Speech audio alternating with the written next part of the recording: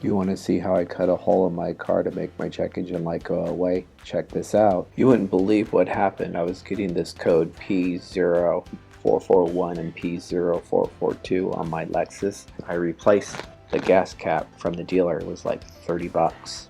And it still didn't do the trick. I was still getting the check engine light about twice a week, sometimes 3 times a week. There's this fuel tank overflow check valve assembly and gasket, which is connected to the charcoal filter.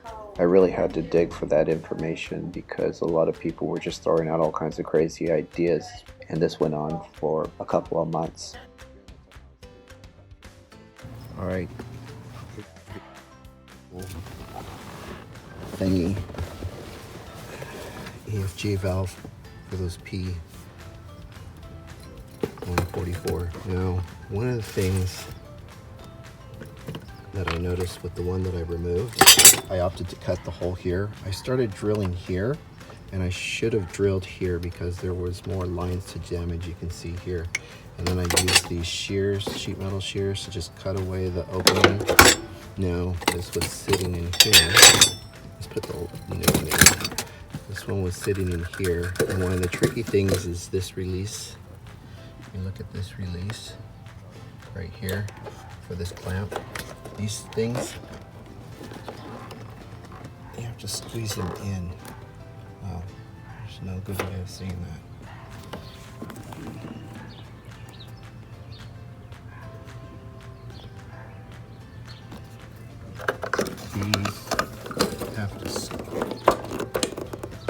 These things squeeze in, and these bottom feet go down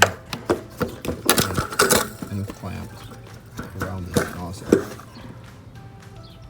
Also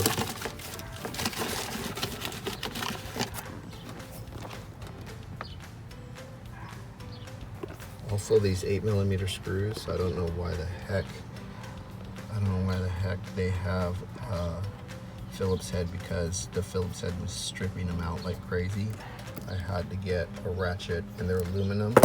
They're super easy to strip. You can see my old one here, and I think clearly the problem is the cracks all the way around. See these cracks. This rubber is causing the occasional leak.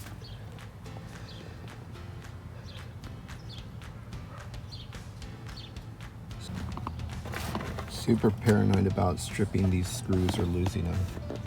So I'm going to do them all by hand, very carefully.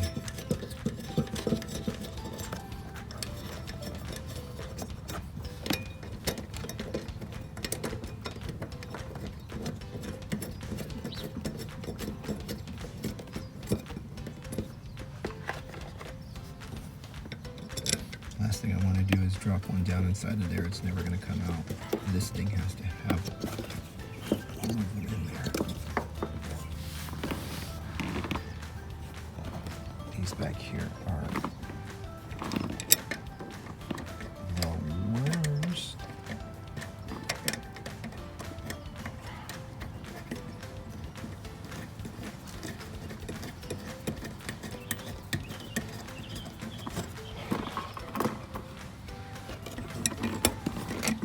Ouch! That thing is sharp as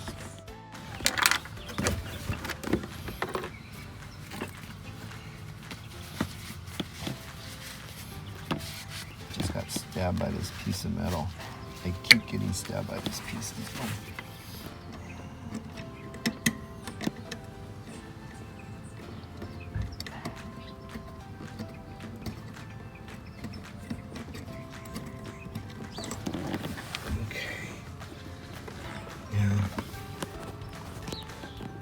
This hose here is a typical.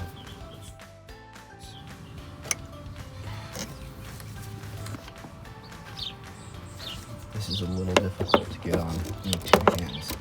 I have to get it over that pipe here, and I can pull that, try to pull this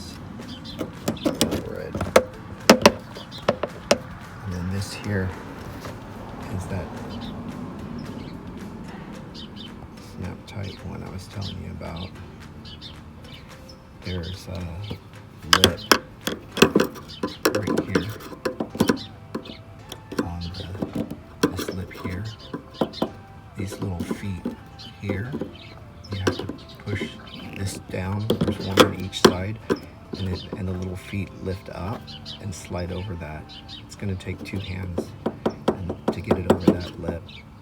To take it off, you have to squeeze each side and push it back over the lip.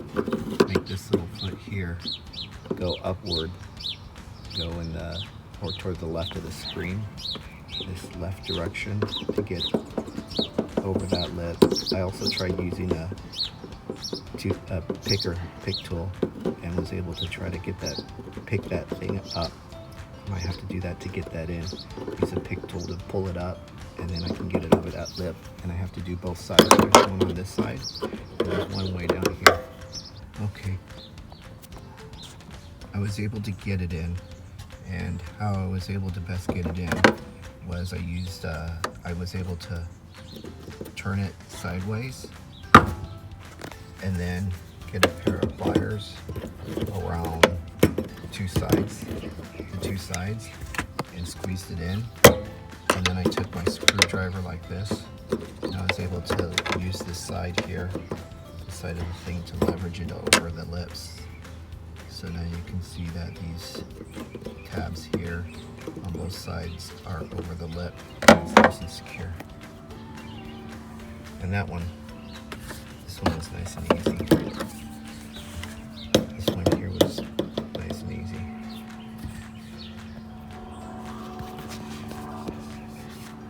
So now it's just a matter of tightening down these bolts and sealing up my massive hole underneath the seat. And drive it around until hopefully the light doesn't come on. Here's another big goof. I just realized when I was putting the screws in that I forgot this plate. So I have to take 3 screws off so I can get this guard plate screwed in. So just a reminder, don't forget that guard plate, otherwise you have to undo everything you're doing and do it back again. And here it is with the hole all closed up. I'm just gonna order some more, a sheet of fat mat or something else, and just lay it on top of this, and it's actually not bad then. So nice and done. God, that was horrible.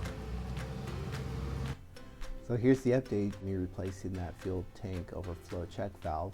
It's been a month and no check engine light. I'm super excited and happy that that turned out really well. Still don't have the same pressure release when I unscrew the gas cap that I feel like I should be having. So I think somewhere along the line there's another cracked hose between the gas fill, where the gas cap covers the gas fill hole.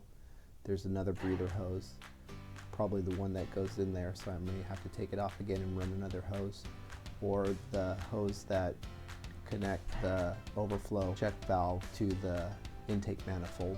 So the next time I'm underneath the hood, I'm gonna pull that vanity cover off and inspect those, check those hoses again really well.